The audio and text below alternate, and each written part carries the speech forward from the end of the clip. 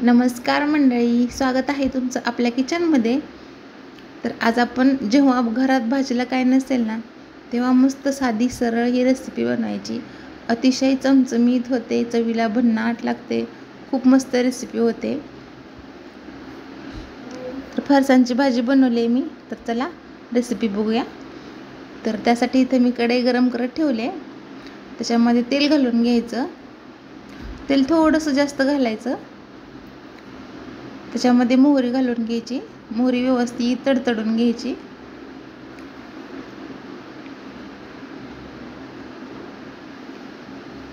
हिंग घालायचं थोडंसं, बारीक चिरलेला कांदा घालायचा। कांदा व्यवस्थित परतून घ्यायचा।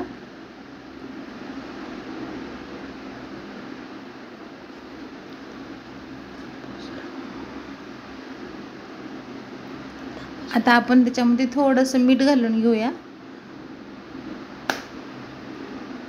परतून घ्यायचं व्यवस्थित। कढीपत्ता घालायचा, एक कट केलेली मिरची घालायची, हिरवी मिरची, परतून घ्यायचं व्यवस्थित।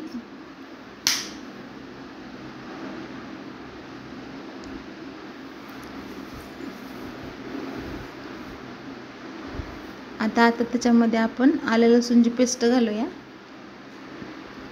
मिक्स करून घ्यायचं। व्यवस्थित लालसर होईपर्यंत परतून घ्यायचं। तर कांदा छान परतून झाला आपला, त्याच्यामध्ये आता आपण एक बारीक चिरलेला टोमॅटो घालून घेऊया,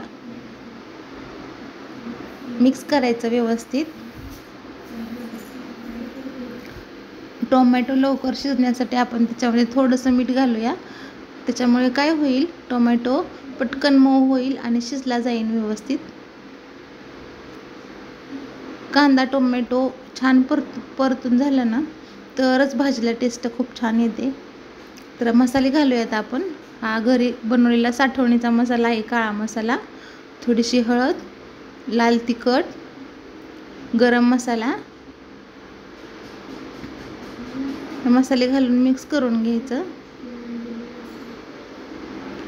रंग खूप छान आला आपल्या मसाल्याला, मस्त परतून झालाय छान। त्याच्यामध्ये आता आपण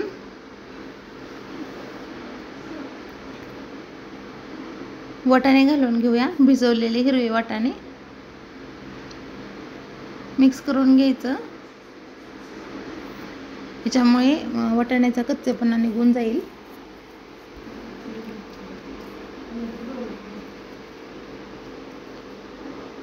आता पाणी घालून घेऊया आपण त्याच्यामध्ये।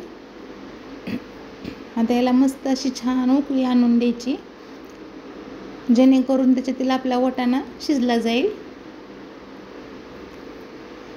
व्यवस्थित शिजवून घेऊया आता आपण। झाली आपली भाजी शिजवून व्यवस्थित, वाटाणाही चांगला शिजलाय, कट ही खूप छान आले आपल्या भाजीला। तर मस्त तयार झाले बनवून, चवीला खूप मस्त लागते। तर सर्व करूया आपण।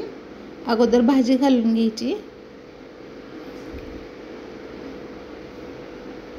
भाजी घालून झाल्यानंतर त्याच्यामध्ये आता आपण फरसाण घालायचा, किंवा मोठी शेव असेल तर ती घालायची।